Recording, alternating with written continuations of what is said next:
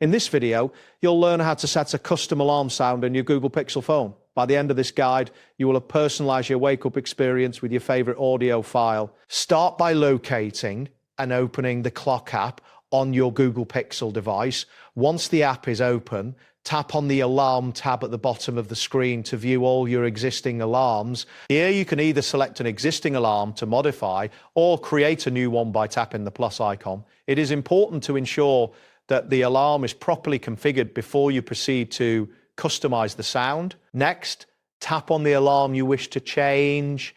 Look for the option labeled sound. Selecting this will bring up a list of available alarm tones.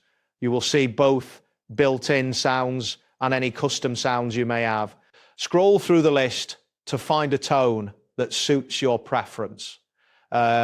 If you want to use a custom audio file, tap on Add New. Make sure that the file you wish to use is accessible on your device, such as in your music library or downloads folder. Once you tap Add New, you will be prompted to select a file from your device. Navigate through your folders to find the desired audio file. After selecting the file, you can listen to a preview by tapping on it. This allows you to ensure that the sound fits your preferences before finalizing your choice. After you've chosen your preferred sound, navigate back to the main alarm settings screen.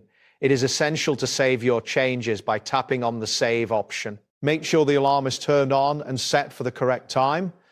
Testing the alarm is a good idea to confirm that the sound works as intended. You can always change the sound again by repeating these steps, allowing for a personalized waking experience. Keep in mind that appropriate volume levels are important for alarm effectiveness.